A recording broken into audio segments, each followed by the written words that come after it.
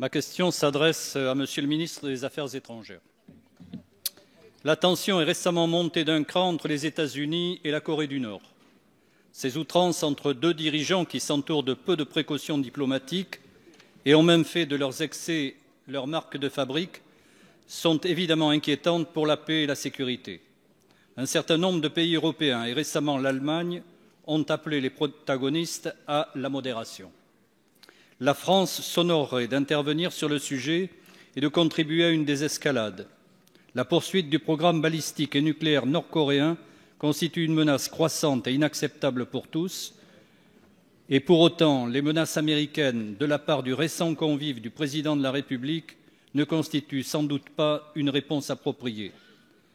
Le président de la République s'est exprimé à plusieurs reprises sur les questions d'affaires étrangères le 21 juin et le 14 juillet. Il a chaque fois, comme souvent sur d'autres sujets, mis en scène sa nouvelle approche et sa volonté de rupture avec les orientations de ses prédécesseurs.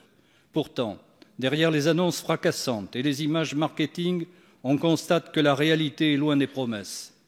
Pas d'amorce de rééquilibrage en Europe, malgré les relations supposées excellentes avec la chancelière allemande.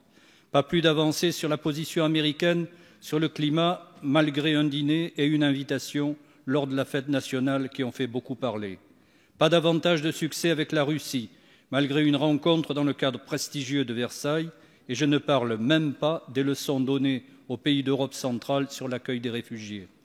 Alors, Monsieur le Ministre, pouvons-nous espérer une diplomatie moins spectaculaire qui place notre pays dans un rôle utile et respecté dans le concert des nations? Sur le dossier nord-coréen en l'occurrence, pouvez-vous nous préciser vos intentions et celles du président de la République afin d'œuvrer concrètement à la recherche de l'apaisement? Merci, monsieur le député.